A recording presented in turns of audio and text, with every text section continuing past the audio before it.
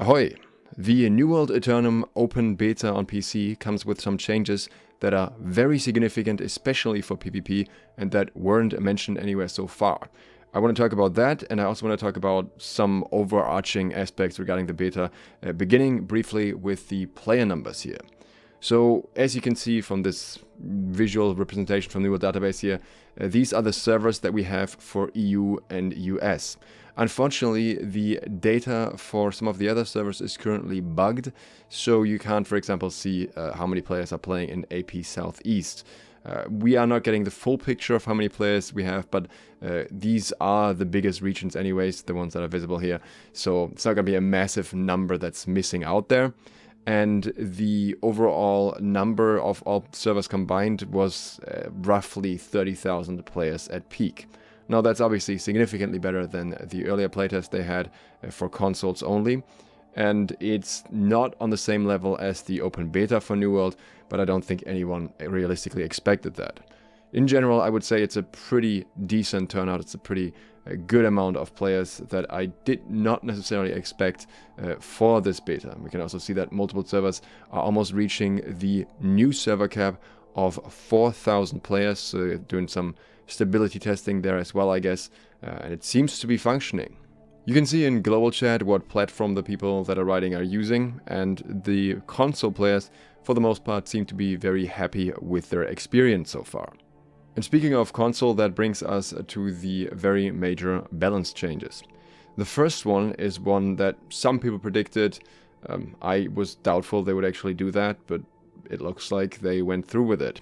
So the aim assist that they initially announced was only for PvE is at least now being tested on the open beta server, which makes me think it will very likely make it into live. That means you can lock on a target and you can effectively follow them with your targeter, with your camera, and it just pretty much auto aims for you.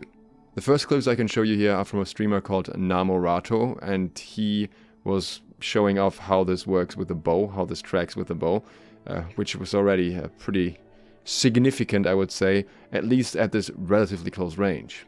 He also showed how the target lock snaps onto an enemy. He could aim really far away, and just by pressing the target lock button, it would immediately snap back right to the center of their body, which is pretty insane when it comes to small scale fights especially. Now you would think this would give console players an advantage, but it doesn't, because you can turn this on PC as well. As you can see in the clip, he's actually using his middle mouse button to snap on. This is a base functionality for every player now.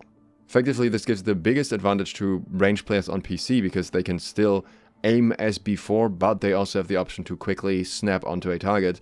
So between that and their own aim allowing them to maybe do headshots quicker, you can kind of just do that snap onto the target and flick up or something and just get very reliable headshots if you're good.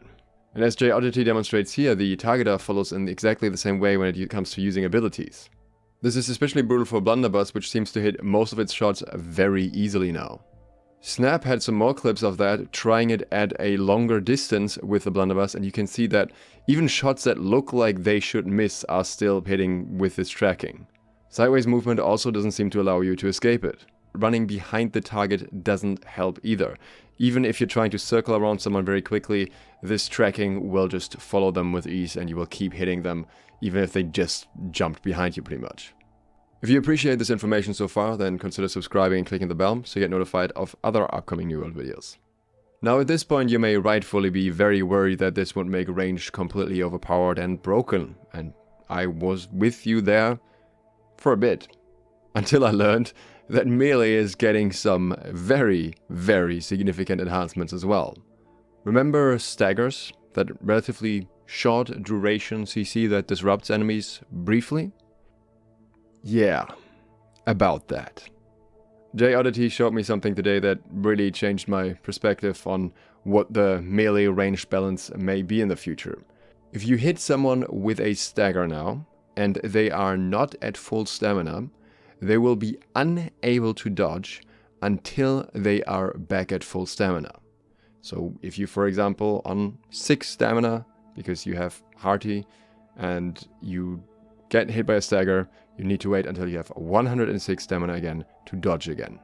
This explains the whole major CC overhaul on abilities that they did a while ago. I think this may be a major factor in this decision here.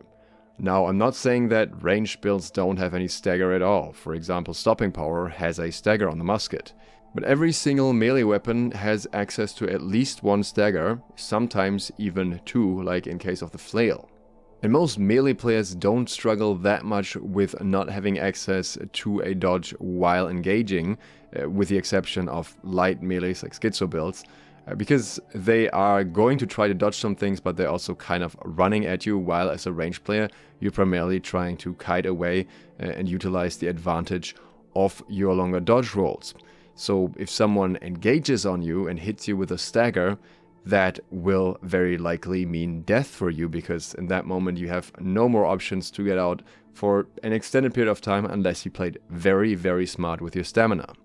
This may also set up some completely new combos. I'm for example thinking Reap, which has a stagger, into Execute, which may be unavoidable if you can't dodge, or similarly the Great Sword Skyward Slash into the Slam afterwards, the Skyfall Sword, where normally people would just try to dodge the second part, even though it has this really long tracking.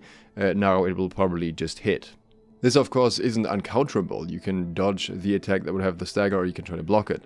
But realistically, that's not gonna be possible in every fight, and especially if the enemy has access to multiple staggers, that might not be enough. A Shield Rush, Shield Bash, Leaping Strike build actually has 3 separate staggers, even though the Shield Bash one is tied to the stun anyways. So there's a good chance that one stagger is going to hit you sooner or later. Effectively, this means that everything will be easier. It will be easier to aim and shoot if you want to utilize the target lock. And likewise, it will be easier for melee players to stick to a ranged player because they will have less means of getting away.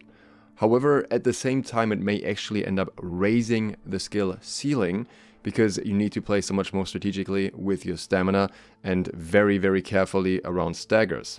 And the other way around, you want to bait out everything that may allow an enemy to avoid a stagger.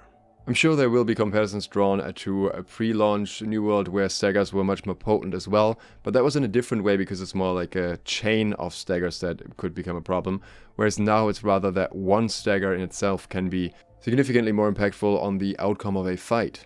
Also keep in mind that the 300 con perk is changed as well and now no longer provides grit on light attacks, only heavy attacks, so players in general, even melee players, will end up getting staggered a lot more. Surprisingly, I'm really not opposed to this new type of combat, especially the stagger aspect. When it comes to the whole aim assist thing, I gotta say I just watched a video the other day about gyro aim and how much better that's becoming.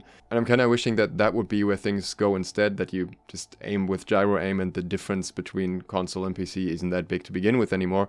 But unfortunately, gyro isn't on Xbox at this point, and it's still in its somewhat early stages. There's still a lot of improvements that are being made at the moment, but that have not been made for the mainstream console controllers. So yeah, maybe in a few years, who knows. But yeah, I will never be a fan of aim assist as a concept, be it on PC or console, but at least Melee is getting something to offset that. I'll give you more thoughts on the beta and specific breakdowns of particular aspects in the next days, so consider subscribing and clicking the bell if you're interested in that. Thanks to my patrons for supporting this video, and thank you for watching. Sloth, out.